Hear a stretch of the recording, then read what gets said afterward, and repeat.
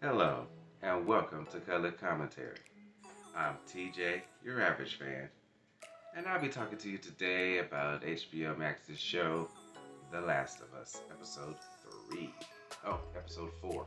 I'm sorry. And yeah, we're going to get right into it. Spoilers!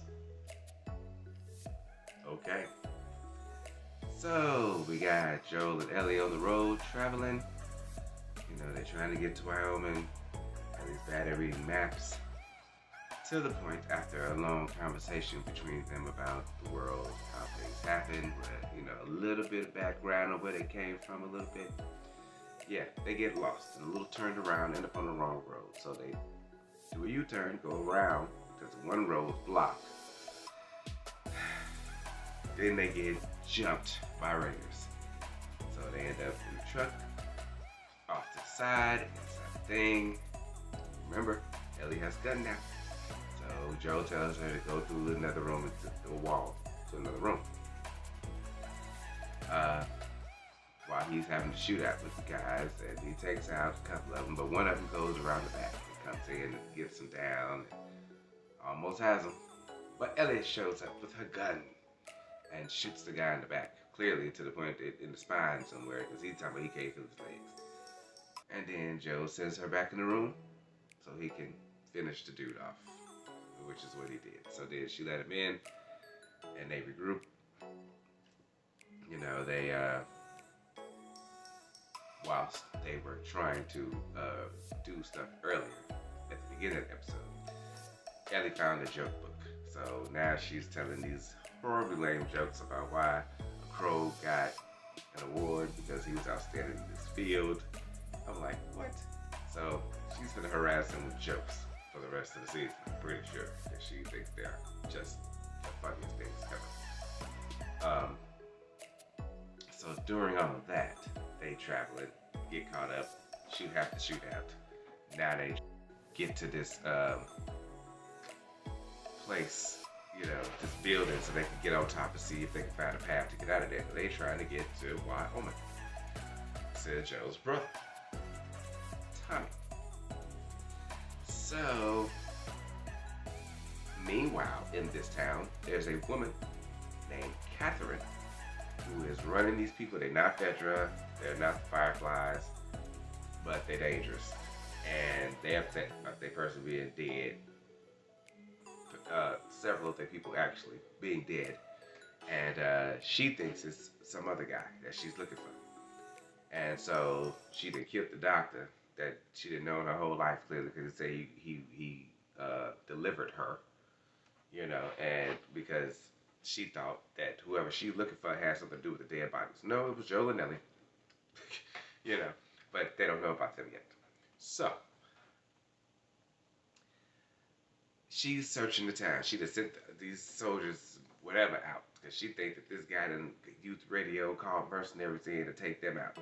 Why? Don't know. Don't know why they so bad, what they did. They don't seem like great people, just saying. But here we are. So they go on building the building, searching, harassing people. And Joel and Ellie is like, we trying to get in this building. So they went to this other building. They climbed the stairs. They tried to get to the top. But not the top of the top. They ended up on, 36 or 38 floor or something like that. Because Joel is old. And Ellie makes fun of him for it, which is hilarious. But anyway, they make a little glass walkway so they can hear people. They lay down for the night. The Lady Catherine had her guy. He done found this spot where he thinks that the other dude that she's looking for is holed up Henry. That's that she thinks Henry's holed up there. So she's checking it out. Food cans, all kind of stuff. Clearly drawings on the wall. There's a child involved.